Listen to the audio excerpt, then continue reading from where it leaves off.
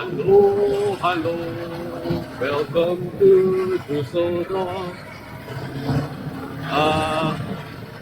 New to this place, a bit not used to the right side of the road driving in Germany. I mean, I've been to the US before, but it's so few and far between. I only go there like once a year to visit family, and sometimes I might have to keep myself abreast on some trade shows. But yeah, it's been a long time since I had to go to a place that drives on the right. This is so weird. Have a Harley Davidson Heritage with me on this little trip, and today I am just gonna be riding like blindly. I think there was a little castle I saw, or rather the remains of a castle I saw out down south, past the river. I'm gonna head there. Maybe talk about the sights if it's beautiful. I like these bridges and their tram system. They remind me so much of Japan, and I freaking love Japan. This place is beautiful, but you know, I am really afraid of breaking any traffic rules while I'm here, because I hear the Germans have a reputation, or rather the German police have a reputation of being very hard asses in catching traffic offences.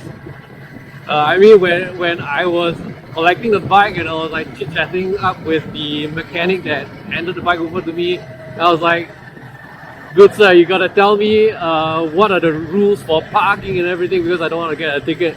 And he says, "Bro, you can park anywhere. In the 10 years I've been riding a motorcycle, I've only been ticketed once." So I don't know what's the truth. Is Germany very strict on rules, or are they not strict on rules? Because people always say, like, if you drive here, you'll be very careful with where you park and the speed you're going. But otherwise, a very beautiful city. Not particularly sure if Dusseldorf counts as a city or a town, because it kind of, like, on the map it blends in a lot with Duisburg and Cologne and a lot of other like locations with their own names. But one thing I really love about being here from the very first day is it's such a walkable city. Like, I could not have rented this bike and gone everywhere on foot, on a bicycle, or by public transport, and it'll be even better getting around Dusseldorf than it is in Singapore. I don't think Singapore is as walkable as the part of Dusseldorf that I am in, even back home in town. You know, the Orchard area. Orchard area is probably the best that Singapore has done so far, but literally every part outside of Orchard is a shitty place to walk. One thing that always surprises me when I'm riding in Europe, I've ridden in the outskirts of London, in Sydney. One thing that surprises me in a lot of places that isn't fucking Singapore is how polite everybody is, how everybody just, you know, gently lets everybody else merge in. Very beautiful people these Germans are on the road.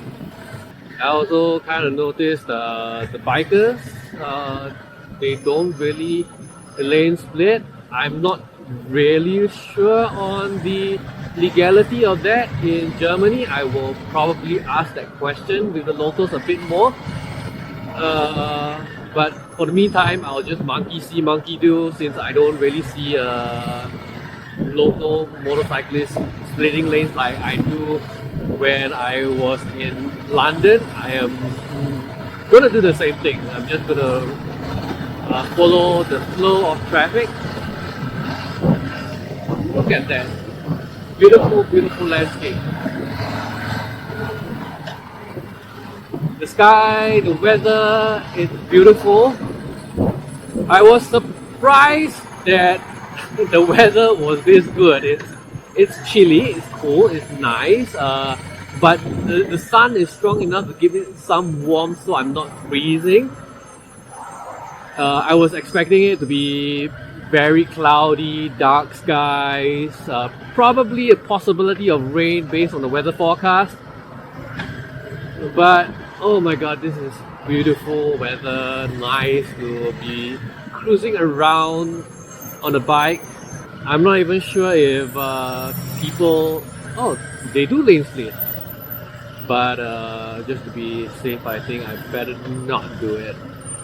I'm not particularly sure why traffic is so heavy on this stretch of road at this time of day. It's only like 3 plus local time, and I'm pretty sure people aren't heading home from work that early in the day, right? I mean, I'm heading out of the city instead of back into the city, so I'm assuming if this was commuting traffic, they will be heading home. One thing that I like a lot about riding in Europe in general, the last time I was back here, I was in Frankfurt, and then I was in London for a couple of weeks many years ago. One thing that I always love when I am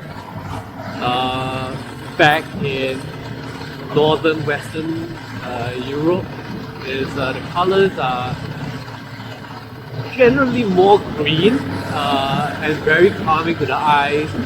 Back home, like even if you were to go to say out of the Tuas checkpoint and straight into the wilderness of Johor, the color palette tends to be very brown and not particularly pleasing to the eye, in my opinion.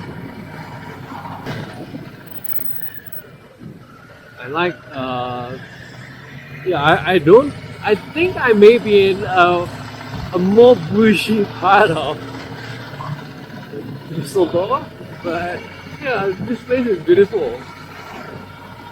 It's nice.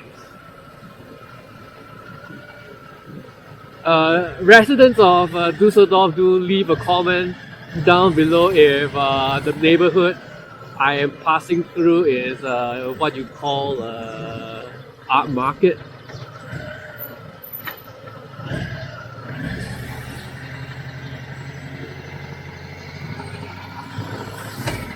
And they have a lot of very sensible safety, road safety planning, like the chicane I just passed through just now.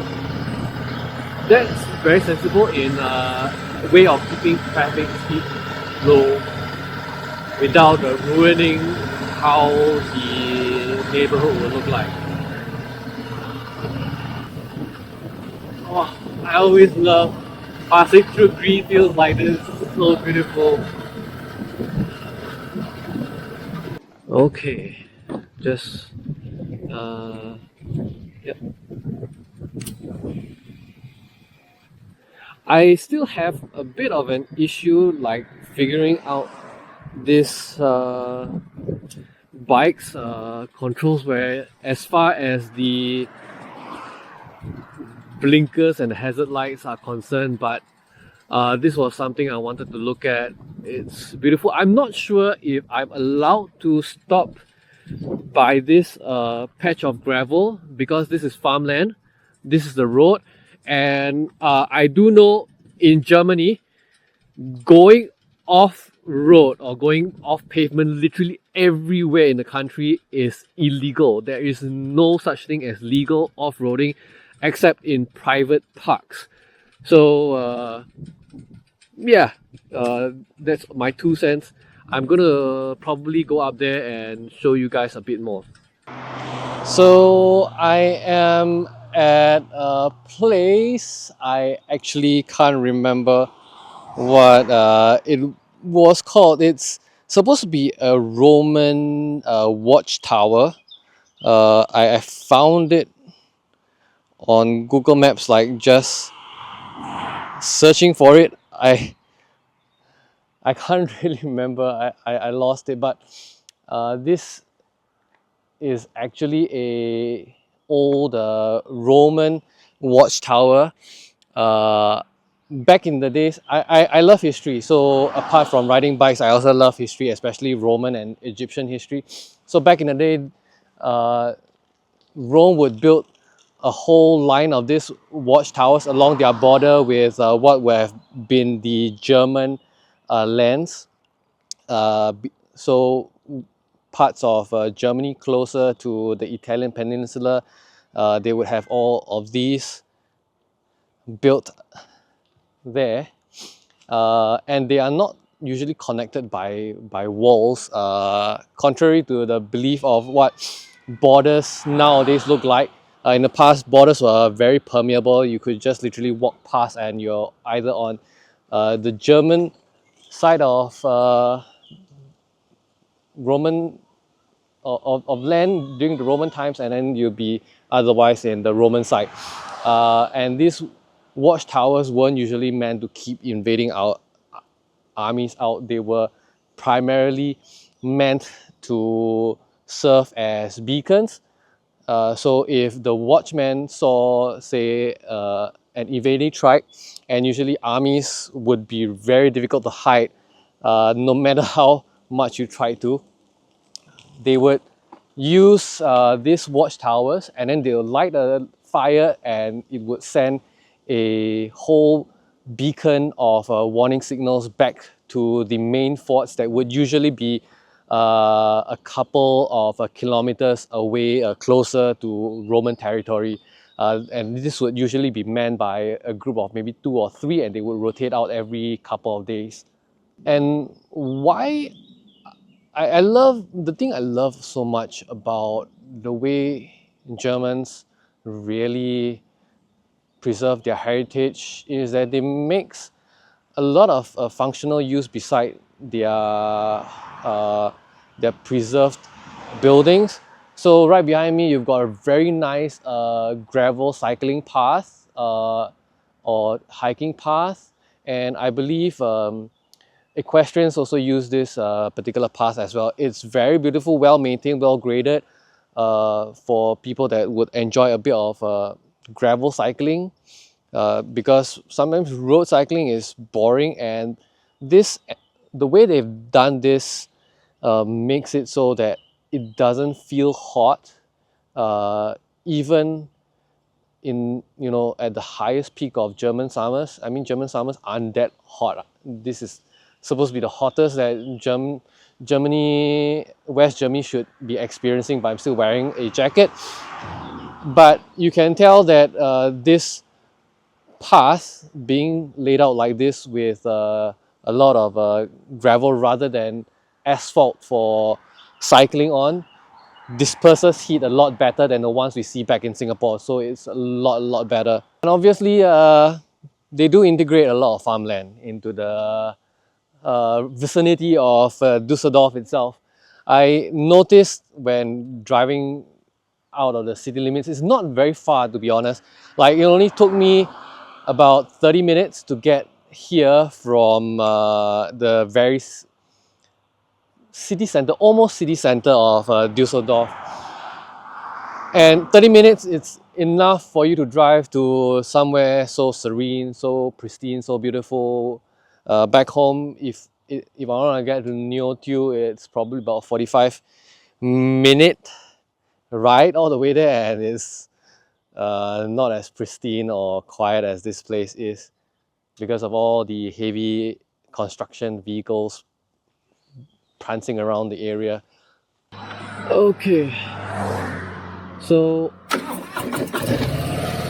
gonna go back and rest for the day. It's been a long flight.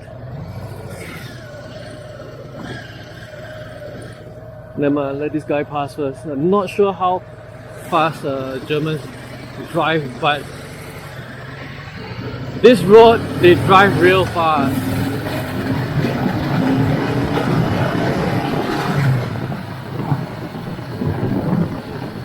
Yeah, the road speeds here change very fast. It went to like from 70 to a 30 to a 50 to a 30 within the span of like less than 500 meters. Even with the number of heavy vehicles on this highway, and there's a big like container truck right behind me, I don't really feel unsafe being knee-deep with traffic, because the drivers here are far more considerate of riders and vehicles smaller than them in general. After going back and parking at the hotel's garage, which was quite expensive by the way, I headed out to stroll along the Rhine River. A couple of drunks here and there, but the sun was still up at like 7 PM and it was nice taking in the cool, clean air, except in the parts where the drunks were pissing on walls. After that, it was off to dinner around Altstadt with a few friends at a pretty nice place called Heimwerk. It wasn't cheap, but their schnitzels were incredibly well done and portioned appropriately. Anyway, I'll continue on with my adventures in the next vlog. Ciao!